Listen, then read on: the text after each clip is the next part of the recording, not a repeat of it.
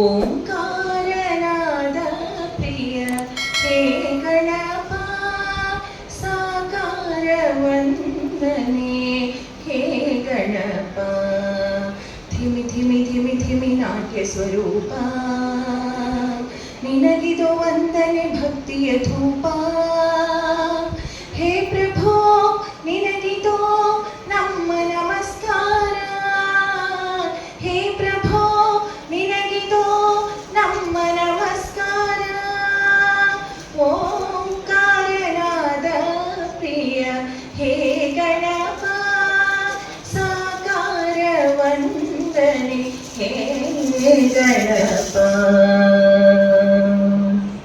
ನಗುಮೊಗದಿಂದ ಜಗವನ್ನು ನೋಡುತ್ತ ಮಂದಹಾಸದಲ್ಲಿ ಕುಳಿತಿಹ ದೇವ ಅಭಯ ಹಸ್ತವ ನೀಡಿ ಚೈತನ್ಯ ನೀಡುವ ಭವ್ಯ ಮೂರುತಿ ಹೇ ಗಣನಾಥ ಧಿಮಿ ಧಿಮಿ ಧಿಮಿ ಧಿಮಿ ನಾಟ್ಯ ಸ್ವರೂಪ.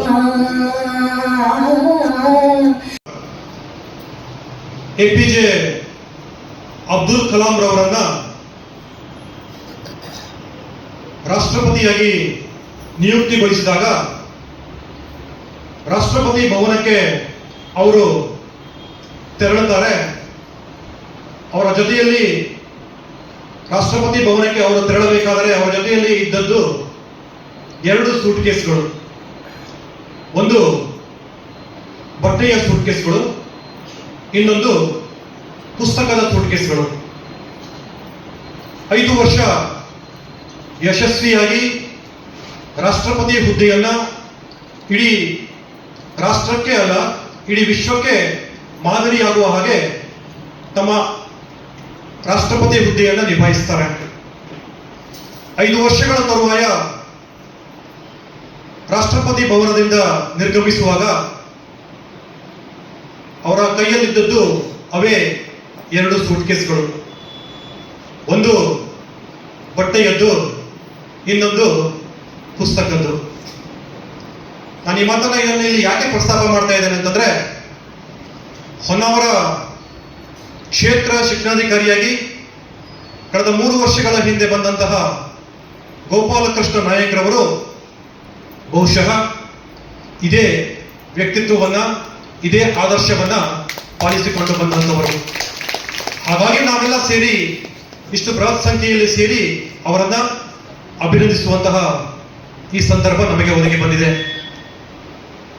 ಅವರನ್ನ ಈ ಸಂದರ್ಭದಲ್ಲಿ ಅವರ ಮುಂದಿನ ವೃತ್ತಿ ಪಯಣ ಅತ್ಯಂತ ಯಶಸ್ವಿಯಾಗಲಿ ಹೇಳುವಂತಹ ಪ್ರಾರ್ಥನೆಯನ್ನ ಶ್ರೀ ದೇವರಲ್ಲಿ ಸಲ್ಲಿಸುತ್ತಾ, ಇವತ್ತಿನ ಈ ಸುಂದರವಾದ ಕಾರ್ಯಕ್ರಮಕ್ಕೆ ನಮ್ಮ ಜೊತೆ ಕೈ ಜೋಡಿಸಿದಂತವರು ಉತ್ತರ ಕನ್ನಡ ಶೈಕ್ಷಣಿಕ ಜಿಲ್ಲೆಯ ಉಪನಿರ್ದೇಶಕರಾಗಿರುವಂತಹ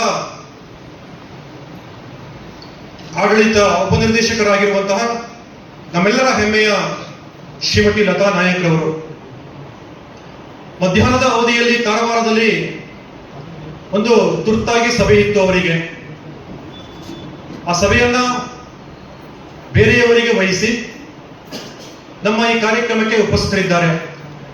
ಬಹುಶಃ ಶ್ರೀತ JS ನಾಯ್ಕ ಮೇಲಿನ ಅವರ ಅಭಿಮಾನ, ಜೊತೆಗೆ ಹೊನ್ನಾವರದ ಸಮಸ್ತ ಶಿಕ್ಷಕರ ಮೇಲಿರುವಂತಹ ಪ್ರೀತಿ ಮತ್ತು ಗೌರವ ಅವರನ್ನ ಇಲ್ಲಿ ಕರೆಸಿದೆ.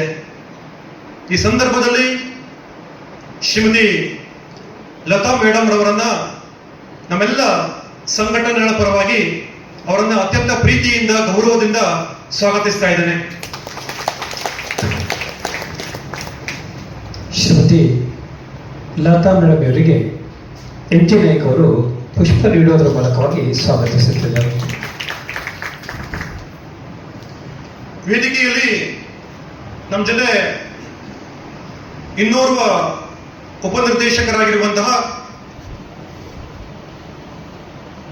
ಕುಮಟಾ ಡಯಟ್ನ ಪ್ರಾಚಾರ್ಯರು, ಜೊತೆಗೆ ಉಪನಿರ್ದೇಶಕರು ಅಭಿವೃದ್ಧಿ, ಅವುಗಳ ಜೊತೆಗೆ ಹೊನ್ನಾವರ ತಾಲೂಕಾ ಪಂಚಾಯತದ ಆಡಳಿತ ಅಧಿಕಾರಿಗಳು ಆಗಿರುವಂತಹ ಸನ್ಮಾನ್ಯ ಶಿವರಾಮು ಎಂ.ಆರ್. ಅವರು ಉಪಸ್ಥಿತರಿದ್ದಾರೆ.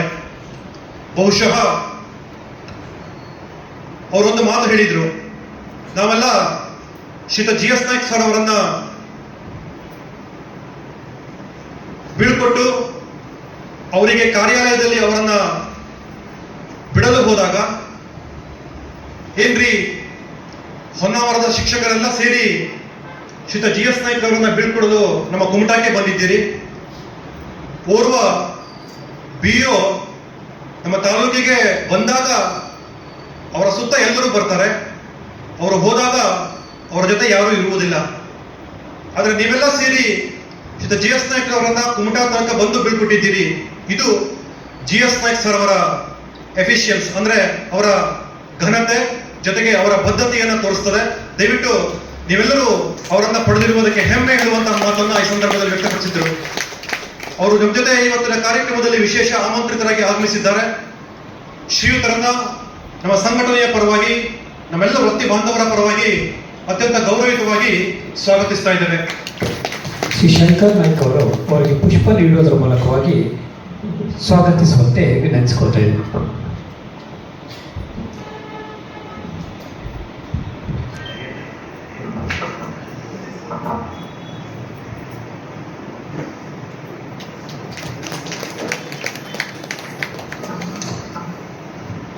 ಈ ಕಾರ್ಯಕ್ರಮದ ಪ್ರಮುಖ ವ್ಯಕ್ತಿಗಳು ಶ್ರೀಯುತ ಗೋಪಾಲಕೃಷ್ಣ ಎಸ್. ನಾಯಕರವರು. ಅವರ ವ್ಯಕ್ತಿತ್ವವನ್ನ ನಾನು ಈಗಾಗಲೇ ಒಂದೇ ವಾಕ್ಯದಲ್ಲಿ ತಮ್ಮೆದುರು ಪ್ರಸ್ತಾಪ ಮಾಡಿದ್ದೇನೆ. ಒಮ್ಮೆ ಡಾಕ್ಟರ್ APJ ಅಬ್ದುಲ್ ಕಲಾಂ ಅವರಿಗೆ ಒಬ್ಬರು ಕೇಳ್ತಾರೆ, ನಿಮಗೆ ಮನೆ ಇಲ್ಲ, ಮಡದಿ ಇಲ್ಲ, ಊಟ ಹಾಕುವವರಿಲ್ಲ, ಊಟ ಬೇಕು ಅಂತ ಕೇಳುವರಿಲ್ಲ, ಆದ್ರೂ ನೀವು ಇಷ್ಟು ಸಂತೋಷವಾಗಿದ್ದೀರಲ್ಲ ಯಾಕೆ ಅಂತ. ಆಗ ಕೇಳಿದವರಿಗೆ ಅವರು ಉತ್ತರ ಕೊಡ್ತಾರೆ, ನಾನು ನನ್ನ ಎದುರು ಬಂದವರಿಗೆಲ್ಲ ನನ್ನಿಂದ ಏನು ಕೊಡಲು ಸಾಧ್ಯತೆ ಇದೆಯೋ ಅದನ್ನು ಕೊಡ್ಲಿಕ್ಕೆ ಬಯಸ್ತೇನೆ. ಅವರಿಂದ ನಾನು ಏನು ನಿರೀಕ್ಷೆ ಮಾಡೋದಿಲ್ಲ ಅಂತ. ಬಹುಶಃ ಆ ತತ್ವವನ್ನ ತಮ್ಮ ವೃತ್ತಿ ಜೀವನದ ಉದ್ದಕ್ಕೂ ಬೆಳೆಸಿಕೊಂಡು ಬಂದಂತವರು ಶ್ರೀಯುತ ಜಿ.ಎಸ್. ನಾಯ್ಕ್ ಸರ್ ಅವರು. ಯಾಕೆ ಈ ಮಾತನ್ನ ಗರ್ವದಿಂದ ಹೆಮ್ಮೆಯಿಂದ ಹೇಳ್ತಾ ಇದ್ದಾರೆ ಅಂತಂದ್ರೆ, ಕಳೆದ 22 ವರ್ಷಗಳ